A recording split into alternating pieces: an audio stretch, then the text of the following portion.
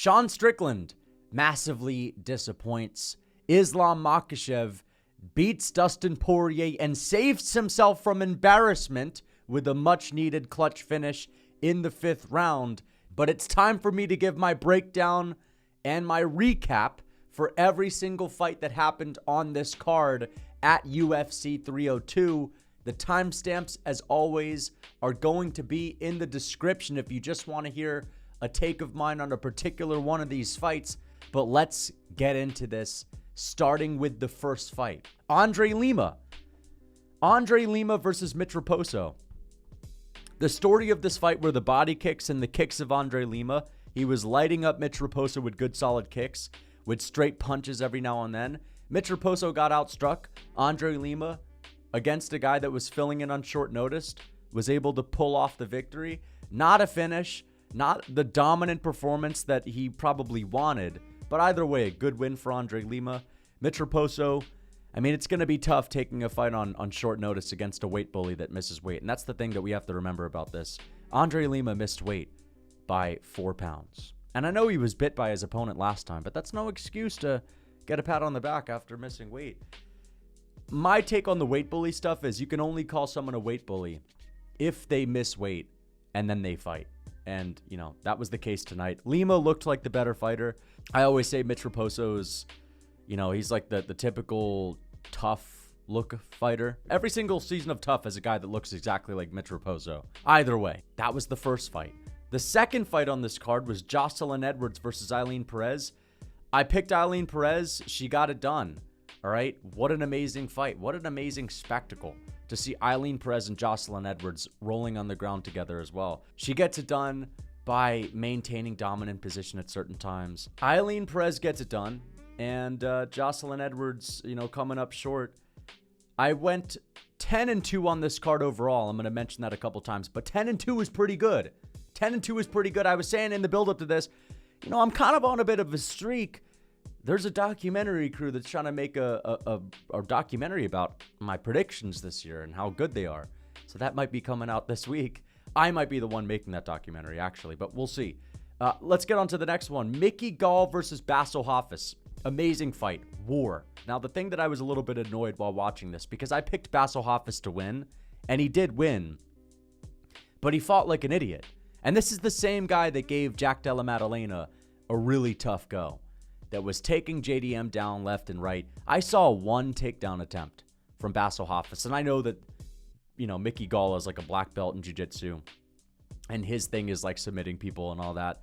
But still, you're taking down Jack Della Maddalena, who I guarantee you is a better grappler than Gall, even if he's not known for it.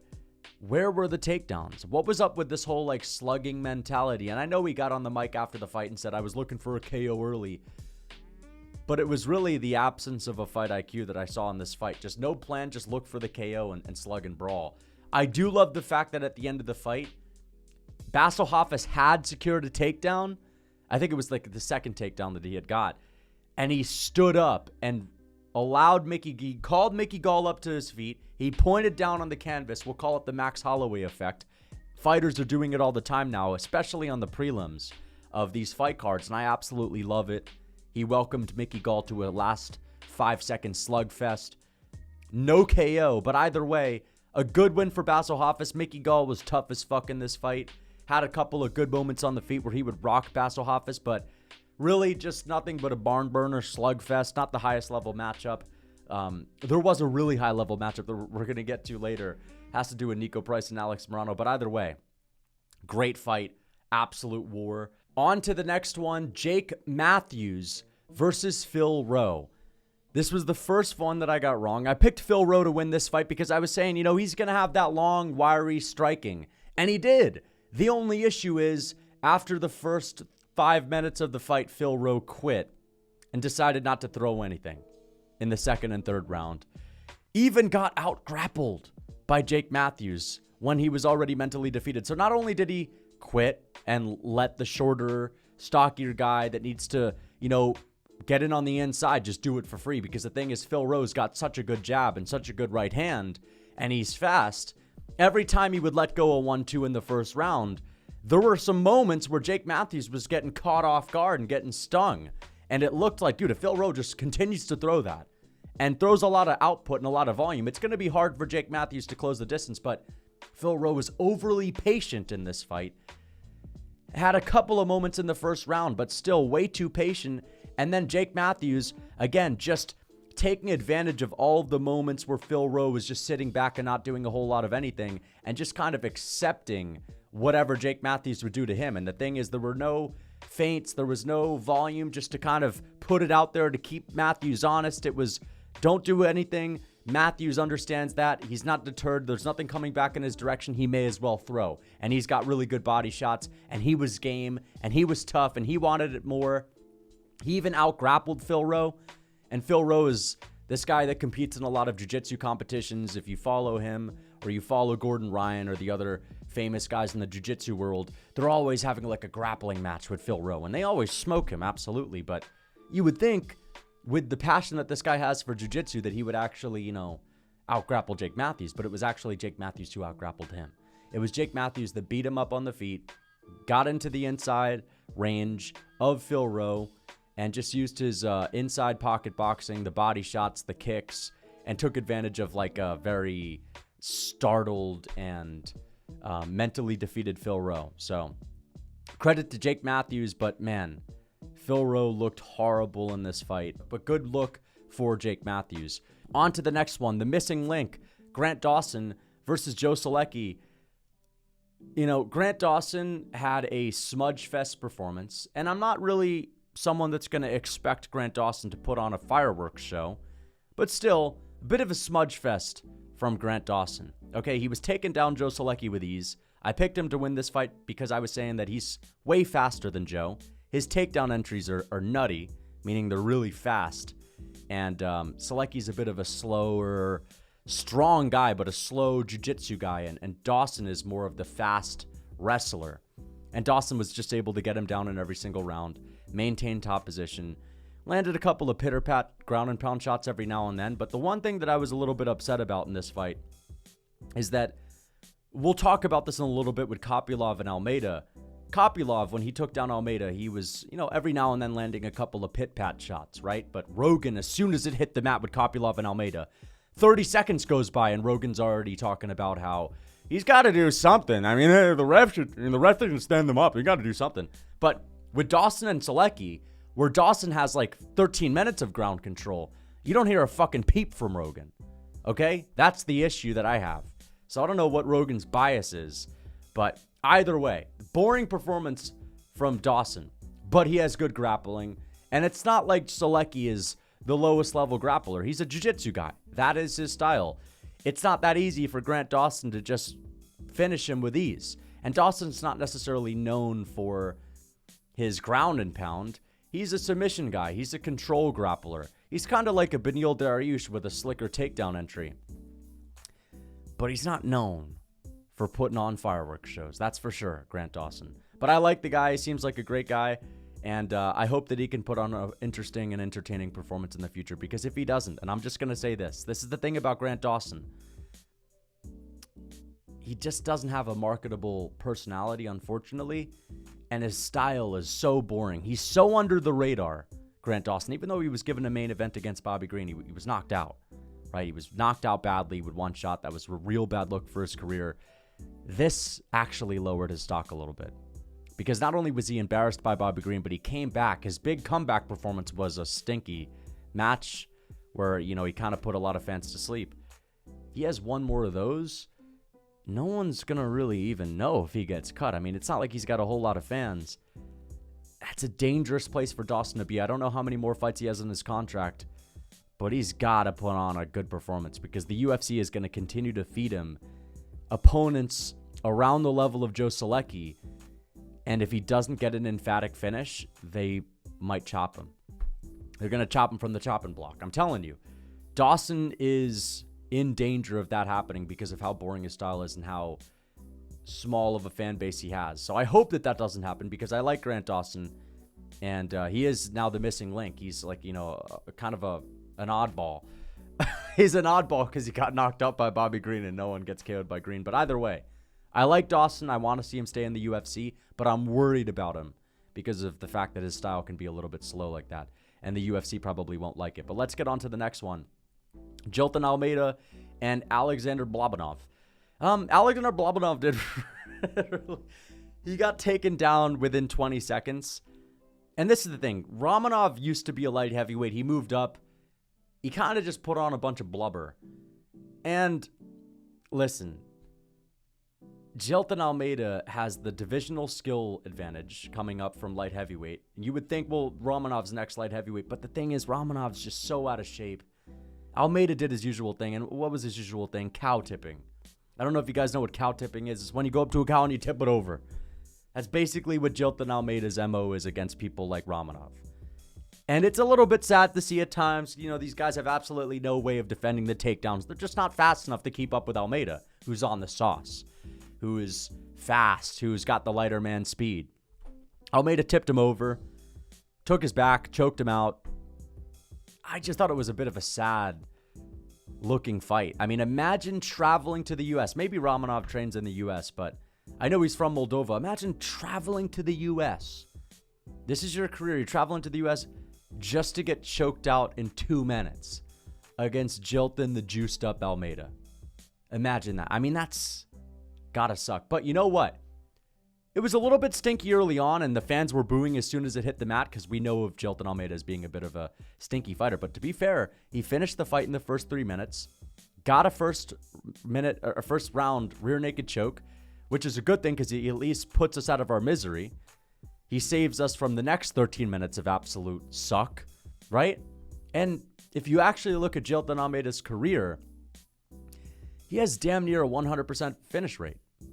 You know what I mean? Like, he's had 2 fights where he couldn't get the finish, and one wasn't even boring because he got TKO'd by Curtis Blades. And a lot of people thought that was a satisfying moment, including myself. But outside of the Derek Lewis fight, who we know tends to have like a magical ability every now and then. Lewis can just stand up, right? You can sub him every now and then, but you can't TKO him on the ground. You could drop a nuke on Derek Lewis and he's unscathed, right? He could be gassed out. He could run 3 marathons back to back to back to back. He could go through a hell week with David Goggins and Tony Ferguson, okay? And then he could have a 5-round fight. In the 5th round, after all of that, he'll magically get his gas tank back and he'll be the most dangerous he's ever been, okay? Derek Lewis is a weird guy. Jailton Almeida, I don't think he is as much of a decision guy as people might like to think. It's not like he didn't just run through and submit 5 guys or 6 guys in the UFC before he fought Derek Lewis. Good win from Jailton Almeida. He absolutely needed this. This is what Dawson needs. This is the performance that Dawson needs. Otherwise, he's in danger of being cut from the promotion. Let's get on to this one because this is the one that a lot of people want to hear about. Roman Kopylov. Now, let me just say this. We have to have a nuanced take on this. I know that people are hating on Roman Kopylov, but maybe it's just a select few people that came to my chat specifically because they know I'm a big fan of Kopylov. Listen, all I got to say is, first off, I'm just happy that Kopylov won, but I'm also happy that he got a clean sweep. I know one of the judges gave this to Cesar Almeida, which is ridiculous. There's absolutely no leg to stand on for an argument for Cesar Almeida winning this fight. Roman Kopylov 100% won the 3rd round, okay? It was tit for tat on the feet, gassed out Kopylov, gets the takedown, and gets like 3 minutes of control. There's no argument for Cesar Almeida winning that round. Absolutely none whatsoever. Absolutely none. 2nd round, okay, fair enough. It was close. I gave it to Kopylov. I thought it was close on the feet. Kopylov got the takedown, landed some pit-pat shots.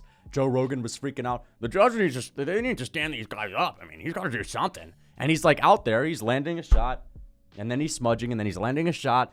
Rogan will literally glaze Ryan Hall for being on his back with someone on top of him doing nothing as well. And he'll literally throw a tantrum when people are booing in the crowd. And he says things like, here come the mouth breathers. Here come the blood curdlers and the mouth breathers. They don't understand high-level stuff. These are just idiots. They want to see blood. Yet Roman Kopylov with 1 minute of ground control in round 2. Rogan is saying he's got to do something. I don't know what it is about Joe Rogan, dude. He's a weird guy sometimes. Roman Kopylov beat the fuck out of Cesar Almeida. All right? I'm gonna relax. He beat the shit out of Cesar Almeida, who's a guy that went to decision with Alex Pereira. Okay? Decent kickboxer. Crafty. Old head, 36 years old. Kopylov dropped him twice in the first round. Made him look easy. Now, the thing that was not impressive in this fight was Kopylov's gas tank. Was the fact that Almeida was starting to find his groove, was starting to find his rhythm, and Kopylov clearly, you could see in his body language, he was fading in the second and the third, 100%. But you have to remember, Cesar Almeida, even though he got lit up in the first round and dropped and almost finished, he was digging to the body with nasty hooks, shovel hooks, uppercuts. He opened up the fight with like 4 body kicks, all of them really solid kicks, glory kickboxer level kicks. So like he was investing really well to the body of Roman Kopylov. But the thing is, listen, I know we talk about Kopylov as being one of the best strikers at middleweight. His gas tank's not great, but I'm just happy to see this guy go out there and unlike Bassil Hafez, who we talked about, who's just there to slug and get the finish, and Roman Kopylov, we complain about fighters making horrible fight IQ mistakes sometimes. We complain about people mentally checking out and mentally quitting, and we always get frustrated when our favorite fighters make some stupid mistake or, have an omission of something that they should be doing. You should be shooting takedowns on the guy that can't stuff a takedown to save his life if you're gassed out and that guy is coming on strong and the tide is starting to shift. You should shoot a takedown. And he successfully shot takedowns and got damn near every single one of them. So he beat the fuck out of a glory kickboxer in the first round and dropped him. Second and third round, he out-grappled him. And it wasn't like it was total washout domination on the feet. It was still competitive. Almeida was starting to take over, but it was still competitive. Kopylov edged out the last 2 rounds. Did what he needed to do. And those body shots were nasty. There aren't many people in the middleweight division that are throwing body shots like Cesar Almeida. But Kopylov's gas tank definitely looked to be a little bit questionable, but I'm happy that he got it done. Because again, people were saying Kopylov is so overrated, and someone even came into my chat and said that he's like the Walmart Chase Hooper, as if Chase Hooper's best win isn't over Vyacheslav Borshev, who's a good fighter, but that's not like Charles Oliveira or Rafael Fiziev. Roman Kopylov's beating solid opponents. Almeida, right? This is a solid opponent right there. You can't tell me that guy's not dangerous. But they think that, Chase Hooper's been fighting top 10 guys his whole career. Either way, you can't say that Roman Kopylov is overrated because he lost to a grappler who I believe to be the real Khamzat Chimaev of the middleweight division. Okay? I think he's the Merab with finishing ability at middleweight. I mean, there were some people that were picking Almeida to win this fight tonight because they thought Kopylov got fraud checked that hard. It's a totally different stylistic matchup. Against strikers, Kopylov is always going to do well, okay? And I was happy to see his wrestling. I was really happy to see the wrestling be shown. But either way, good win for Kopylov. Let's get on to the next fight. Randy Brown versus Zaleski dos Santos. I honestly thought Zaleski dos Santos arguably won this fight. Now, I understand them giving it to Brown, but it was 1-1 going into the third. Brown outstruck Dos Santos in the first. Dos Santos outgrappled Brown in the second. Brown had an interesting moment where he almost got a rear naked choke at the end of the second. But the third round, I think Dos Santos threw a lot more strikes, landed more strikes. Brown was more patient, but when he would throw, he would land punches and bunches. And I think he just looked to be the cleaner striker. And Dos Santos, I think he had to work a little bit harder to land these strikes to get in on the inside of Brown, and he looked a little bit sloppier while doing it, but he also got a takedown to cap off the end of the round.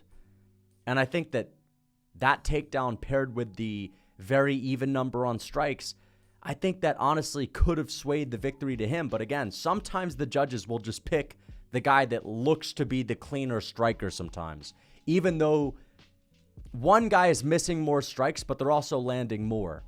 Okay, but they'll give it to the cleaner, more patient-looking striker. And I think that that's what they did for Randy Brown. I don't think it's a robbery, but all I'm saying is I wouldn't have been surprised if they gave this to Dos Santos. I picked Randy Brown. I'm happy that he won. And I forget who he called out, but I'd like to see him fight someone in the rankings, right? Maybe not Neil Magny, because that would be boring as fuck, but fight a striker. Fight a striker. That would be great. Anyway, let's get on to the next one. Niko Price versus Alex Morono. I think this was the second best fight on this card. I honestly do. I think that Sean Strickland and Costa was pretty boring. I think that Kopylov and Almeida started off phenomenal, but then it got a little bit stinky. Niko Price versus Alex Morono was, and I'll describe it this way. Morono is like the tubby Marcin Tybura of 170, right? He's not in good shape. He kind of stands on his tippy toes. You know, some people walk around on their tippy toes. That's kind of Alex Morono. He's on his tippy toes. He's got the Marcin Tybura physique, the Marcin Tybura vibe. Fights exactly like him, looks exactly like him. And then Niko Price. Niko Price kind of looks like a dodo bird, right? Niko Price is like a mixture of a dodo bird / pelican / hobo from Florida. Like he's a mix. He's like Scraggly the hobo from Florida / dodo bird. Tell me Niko Price doesn't look like a dodo bird. Niko Price with this awkward ass sloth slow striking, because Morono's that awkward slow guy. Morono's the guy that's, you know, he's kind of like Marcin Tybura, where he's not the best, he's not the most athletic, but every now and then he'll catch you with a nice combination or something like that. And every now and then he'll throw like some insanely athletic spinning back kick. But for the most part, he's not really known for his speed. He's got that awkward off-speed pitch, right? He's like one of those pitchers in baseball that just throws a bunch of slow curveballs and all that. Niko Price looked like a tortoise compared to Alex Morono. Niko Price might be the slowest fighter I've ever seen. And he's tough, and he was in there, he was slugging. I had maybe the best laugh I've ever had in my entire life watching Niko Price slug it out with his awkward build, bro. Niko Price has the most awkward build. Dude, tell me this doesn't look like Niko Price. Either way, amazing fight. Every now and then a fighter has a legendary moment. And Niko Price has had some phenomenal wars. He's had some phenomenal wars throughout his career. And I picked against him. But tonight, sometimes you just become a legend on a weird night like this. Niko Price is one of my favorite fighters. He's been around for a minute, but still. Niko Price might be in the running for funniest fighter in the history of the earth, bro. I don't know. He's so slow. He's like a sloth. He's like a sloth, and he just has this, like, dodo bird look. I don't know. He's hilarious, man. So, shout out to Niko Price. He gets it done. Kevin Holland versus Michal Alexeychuk. Dude, crazy fight while it lasted, and it had some controversy. Let's talk about this. Kevin Holland got dropped early. Michal Alexeychuk went out there with the big, ugly Polish style, where he doesn't look, he's kind of like Morono. He doesn't look like he's anything special, but he's got that big, ugly power. And he was catching Holland, and you could see these were thudding shots. And then he drops Kevin Holland, right? He's hardly ever dropped. He's hardly ever knocked out. I think the only time I've ever seen him really hurt, like badly hurt, was when he got headbutted by one of the Dawkins brothers. But that didn't count, right? That was like a DQ or a no contest. But Kevin Holland got dropped, which is a crazy moment whenever Kevin Holland gets dropped, because it rarely happens. But then, again, this is why I picked him. He had the divisional skill gap. So he had the lighter man's skill. Even though he used to fight at middleweight, Michal Alexeychuk is a guy that used to fight at light heavyweight. So there's a huge skill gap when it comes to the grappling. Kevin Holland twists him into a pretzel, gets the arm bar, and gets the submission. But this is the thing, and I was arguing with my chat. Michal Alexeychuk didn't tap to the arm bar. And I know a lot of people were saying technical submission, bro. Oh, dude, do you want to see these fighters get destroyed? Like, first of all, this is not brain damage, okay? You're not getting brain damage. You get a broken arm. It's not the absolute end of your career. I know some people act like a broken arm is, that's devastating.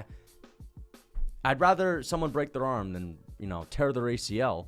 Either way, you don't tap to an armbar, which Michal didn't really tap. It looked like he may have, but it was more of just a feel-out tap. Every now and then you got to feel around. It's like you're going to bed and you turn the lights off and you got to feel around for your bed so you don't hit your foot or your knee on the side of the bed or whatever. Michal did one of those, and I could see maybe the referee looked at that and then stopped it, but either way, he didn't really tap. And that's why he protested afterwards. If a guy doesn't tap to an armbar, I don't think you should stop the fight unless it's like a horrific break. Okay?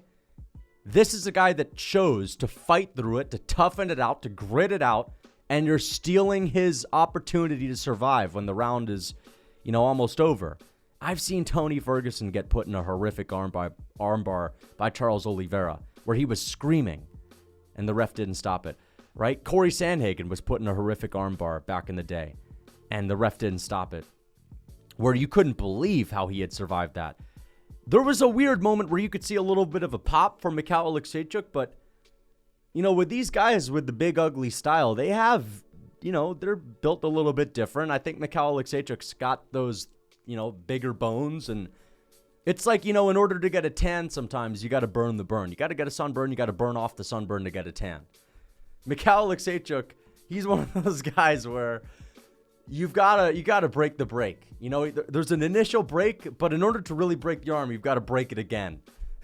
with Michal Makhachev, because he's got that big, ugly style, you know. So yeah, there's that. Bro, I don't know, some characters on this card, but you know, I thought it was a little bit controversial. Let me know what you guys think in the comments. I didn't love the fact that they stopped that. This guy's trying to be a warrior. He's trying to be a guerrero. And I just think that, again, we praise people for not tapping. That guy's a warrior. That guy's tough. I understand if someone's in a rear naked choke and they're out. Okay, they can't tap. They're out. You want to save them. Save their life. Step in. Stop the fight. This is an armbar, brother. This is different. You know, let this guy go out and be a guerrero. Stay straight up. He breaks his arm. Look, Jamal Hill broke his arm against Paul Craig. I know he didn't tap, but that was a nasty one. That's where his arm was going flimsy, and it was hanging off the bone, and he was getting beat up with his own arm. Paul Craig was beating this guy up with his own arm. That was a little bit nastier, or a lot nastier. I understand the ref stepping in for that, but look at that. He breaks his arm, becomes a champ, goes on like a 4-fight win streak, wins the belt. Not the end of the world. Joe Pyfer broke his arm on the Dana White Contender Series. Look at him. He's back. You know, dude's going to be fighting on International Fight Week. He's been knocking dudes out left and right. Takes 2 rounds off of Jack the Joker Hermanson. He's got a bright future. I think that Michal Makhachev should have been given the opportunity to fight through it. And with these guys with the big, ugly style, you got to break the brakes sometimes. But either way, let's get on to the next one. Anyway, let's get on to the next one. Sean Strickland versus Big Paulo Costa. Listen, this fight sucked. Let's just be honest about it, okay? Let's just be honest about it. This fight was a big disappointment. And I'm not surprised that it wasn't like a war, but I expected better. I actually was kind of happy with Paulo Costa's performance because I didn't expect Costa to win this fight, but he made it competitive, and it was competitive. I see some people saying, I can't believe people thought this was close. And this is the thing. Sean Strickland's defense is phenomenal, and he makes people miss 80% of their strikes, 70% of their strikes. The issue is when people throw on him, especially to the body, or they kick him to the legs, Strickland's pretty good at checking low kicks, but either way, Costa was landing to the body. He landed like 50 body shots in this fight. He landed like 30 leg kicks in this fight. He landed maybe 10 solid jabs and a couple right hands. It doesn't seem like a lot of strikes, but when you look at Sean Strickland's strikes per rounds, it actually is kind of close, and this is the thing. Sean Strickland's defense is always making people look a little bit silly, a little bit goofy. And that pressure, that suffocating pressure where he's walking people down and he's got the ring generalship on his side. But he has such low output when it comes to significant strikes. And when I say significant strikes, I know that, you know, I don't really know how they tally him up all the time, but when I say significant strikes, I mean like a jab with some sting on it, okay? I mean a kick with some sting on it. 90% of Sean Strickland's strikes tonight came from flimsy teep kicks to the body, which is nothing new. Flimsy teep kicks to the body with absolutely nothing on him. That was 90% of his strikes. And jabs that weren't even intended to land, just kind of chucking it out there like a WMMA fighter, just testing the water, just checking it out there, not even intending it to land. And then every few minutes, you'd see Sean Strickland actually throw a serious intention jab, where he's actually putting some real intention on that jab. And that's why this fight fucking sucked. Because Strickland's approach, or 90% of this fight, was him teeping Paulo Costa with flimsy teeps, grazing his midsection, and committing to a jab once every minute. Every now and then you'd see him throw a combination. And then in the last 10 seconds of the fight, Sean Strickland goes berserk mode, backs Paulo Costa up, and actually starts beating him up. Where was that energy the whole fight? I understand the last 10 seconds. Okay, fuck it. Let's see what happens. Let's turn up a little bit. Let's give the fans a bit of a show. It's okay to risk things a little bit, but still, when Sean Strickland actually throws and commits to his strikes, he lands. He's got accuracy. He can back people up. But he's so skittish, man. So even against Paulo Costa, where he's making a miss, because he's throwing so little output, like 80% of his strikes are non-significant strikes. And that's why I believe one of the judges gave this to Paulo Costa. Let's talk about that. The fact that one of these judges gave the fight to Paulo Costa is a disgrace. I think that Strickland won this fight, clearly. But I only think he won 3 rounds max. I thought he lost the second round, arguably. And I thought he lost the 5th. Costa won the 5th round. All right, he was taking it to Strickland. He was landing hard body shots. He was landing good leg kicks. He was going jab for jab. He was going band for band. Second round, it was the story of the second round was the flimsy teeps to the body of Sean Strickland with nothing on them. And Paulo Costa eating them not having a single effect on him, and him sinking in, damaging kicks on Sean Strickland. You know? Jabbing up Sean Strickland every now and then, hitting him with hard body shots. I think it was 48-47. 49-46 for Paulo Costa is a little bit crazy, but the rounds were competitive. They were close. And Sean Strickland, I haven't watched his post-fight interview, but I think I wouldn't put it past him. I know he's maybe not that happy with this performance, but, you know, I bet he's going to act like, you know, he danced around Paulo Costa and made him look like a bum-ba-dum-bum-bum. But he didn't. And the reason why it's frustrating is because I think he can have better performances against someone like Paulo Costa, right? Like, he had Paulo Costa sweating, his body language fading, and he was on the back foot. He's running on the back foot. It's like Adesanya and Strickland in the first fight where 3 minutes into it, Izzy's drenched, right? And he's got, you know, his mouth is open wide. And he's breathing heavily. And Strickland was able to capitalize with a knockdown. But even in that fight, second, third, fourth, fifth round, the output from Sean Strickland, where he's actually committing to punches. I swear there's like 5 solid punches per round thrown by Strickland. His defense is really what gets him by, but even still, these fights are close because of it. And I don't know how much weight you could put on a couple of flimsy teep kicks to the body in round number 2. When I say a couple, I'm talking like 50, but still, they do no damage. They do a good job of draining your opponent's gas tank, but like when you have your opponent gassed or you have him tired, that's when it's time to capitalize. And I don't think that Paulo Costa has serious KO power, and I think that Strickland may have respected him a little bit too much. But I thought this fight was boring. Like, I was yawning a little bit while watching it in the later rounds. And maybe, you know, Strickland's always been a bit boring. But at least when he was fighting Izzy, the stakes were high. There was a title on the line. He was the underdog, and we were shocked to see him actually go out there and make Adesanya miss and then drop him in the first round and actually win the belt against DDP. That was a good fight because DDP brought the fight to him and made him fight. Costa, to be fair enough, he was on the back foot. I think he should have stood his ground a little bit more because we know that when you stand your ground or march Strickland down, that's when you can have success. And credit to Costa, he did a really good job at mixing it up to the legs and to the body because a lot of fighters, they'll just headhunt against Strickland.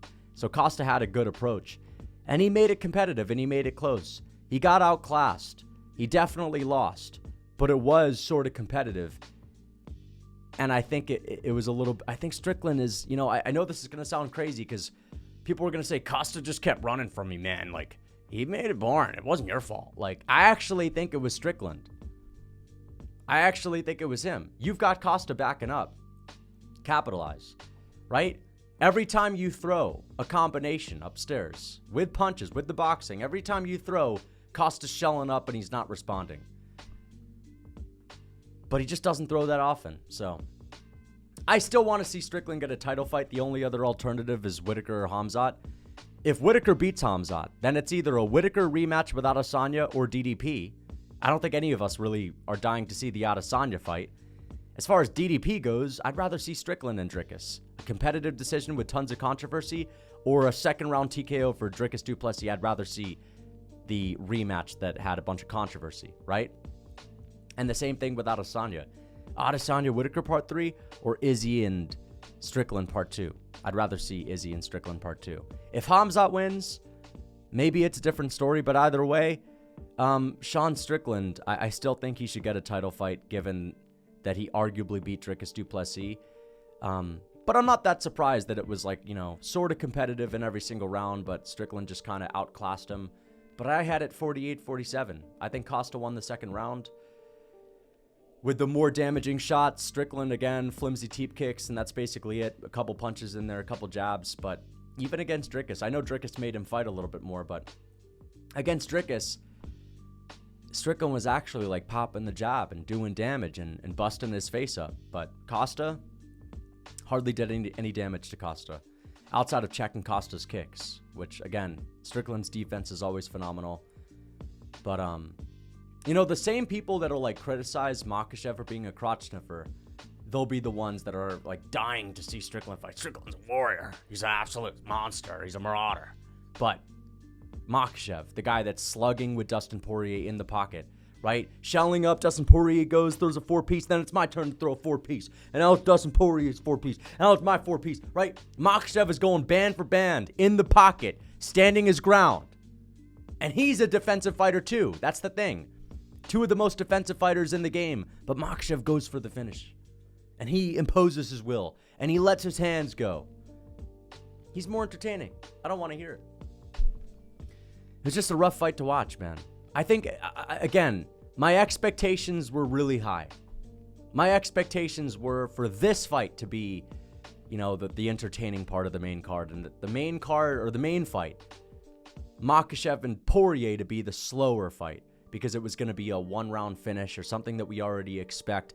It was a pleasant surprise because it was more competitive, and there were ups and downs for Makhachev, and Dustin Poirier surprised us a little bit, and there was a clutch fifth-round submission and all that, but still, I expected more from this fight, and even though Costa was the one backing up, every now and then he would stand his ground, and he committed to his strikes more throughout the fight.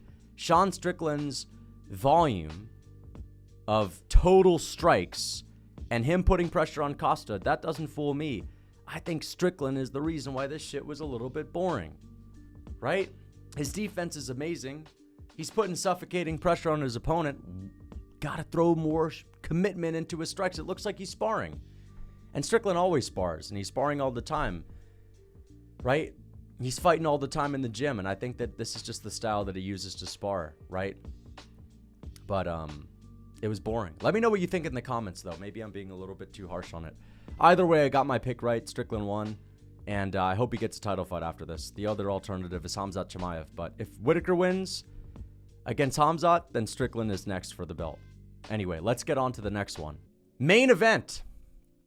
Islam Makhachev versus Dustin Poirier. The amount of... I don't want to use the word casual. Because, maybe these people are, maybe they lost their bets, or maybe they just really don't like Makhachev or Khabib or anything like that. But the amount of people that I see saying that Islam Makhachev is a boring fighter is pissing me the fuck off. Okay? Islam Makhachev struggled to get the takedowns and to keep the takedowns. And I think that we're going to talk about this in a couple of minutes. And I talked about this in my recap video for this fight. But Makhachev is forced to stand with Dustin Poirier at times because, Poirier did a really good job of getting up to his feet. Poirier in the build-up to this fight was telling everyone, including Makhachev himself at the press conference, stand with me, box with me. Your coach is saying that you're a better kickboxer and boxer. Listen to your coach and box with me. Like, he was beckoning him on. Poirier had his moments, multiple moments in the second round, in the third round, in the fourth round, in the fifth round. The fourth round, he was successful. That was the round that he won. And we'll talk about that. But Islam Makhachev had multiple minutes on end in multiple rounds where he's out there boxing with Dustin Poirier in the pocket, making Poirier miss, making him whiff, utilizing great head movement and great, utilizing the guard. There are times where Poirier's right in front of him, teeing off on him, uppercuts, hooks, and Makhachev's right there. Not running away, not on the back foot, right there in front of him, standing with him, answering with combinations of his own, looking for finishes, landing uppercuts in the clinch, pressing the action, throwing 1-2s, throwing hooks. This dude is standing with Dustin Poirier, trading with him. After he gets cut in the 4th round, he's still walking Dustin Poirier down in the 5th, looking to throw strikes, looking to finish the fight at all times. The only dull moments in this fight were on the ground in the 3rd round where Makhachev took the back and couldn't necessarily get the rear naked choke. In the 1st round where it was a little bit slow, he couldn't get the choke. But either way, every single moment where this fight took place on the feet, Makhachev was the one that was winning the exchanges for the most part. Makhachev was the one that was also at times, many times, pressing the action. I don't understand why people think this dude is so boring. I understand why they may not like him over Dustin Poirier. They may not root for him over Dustin Poirier or Gagey or Charles. That's totally understandable. You don't have to think he's more entertaining than these guys. I get that.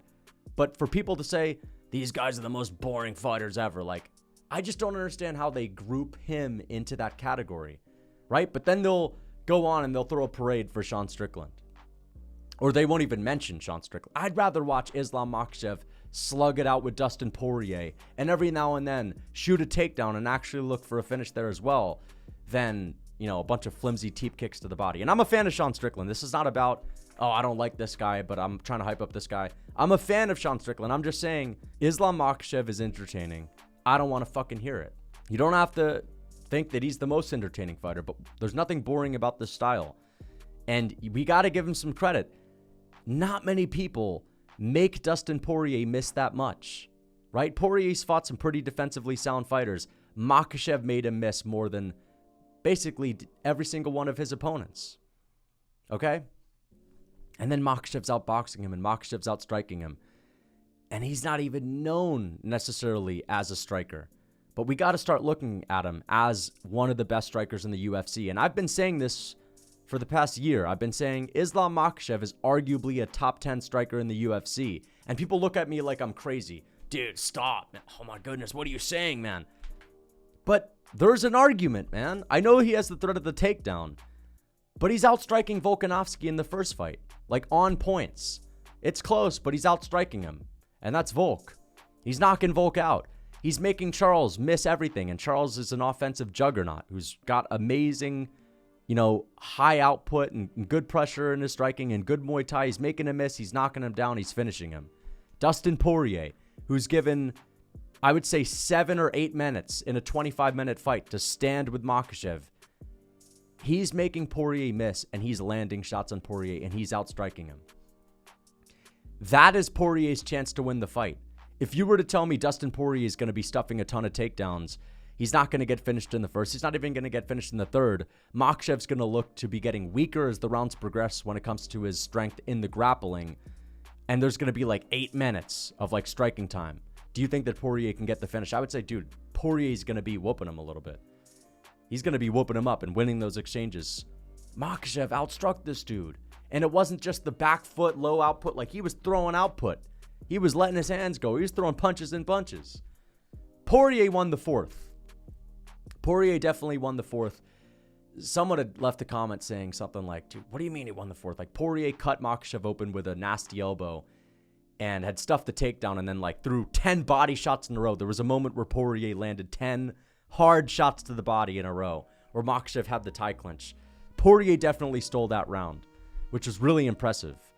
But then, of course, 5th round was close. Poirier was doing his thing. Makhachev takes him down. Fails a couple of takedowns before that.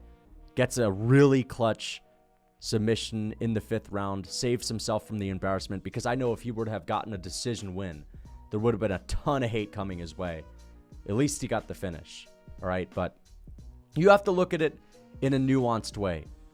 Makhachev was expected to do better in the grappling. I picked him by first round submission. A lot of people picked him by first round submission or submission earlier. And Dustin Poirier survived a lot of bad positions. And we have to at least give Dustin credit. Dustin's a survivor. He's always been a survivor. He's always been tricky to put away on the ground, right? I always say him and Gagey are kind of similar fighters. Gagey will make you work harder for the takedown. But once he hits the mat, once he's on his back, he's a bit of a pipsqueak. He's a bit of a rollover. Dustin Poirier, though, he's easy to take down. He's got the grandma hips. Not so much in this fight, though. He was showcasing some really good takedown defense. But once he hits the mat, he's got good survivability. And I understand that Makhachev may have had staph infection, and he looked a little bit weak, but he had Poirier in some of his best positions, where you don't need a ton of brute strength. You know what I mean? It's all just technique in those positions. He had his back on multiple occasions, and he still got the submission in the 5th, but I'm talking about the early going of this fight. He has the back in the 1st round. He has the back in the 3rd round. Total control. Doesn't have the best ability to transition from one dominant position to the next. Maybe he's not attempting it, but he's not doing it. He's not showing it.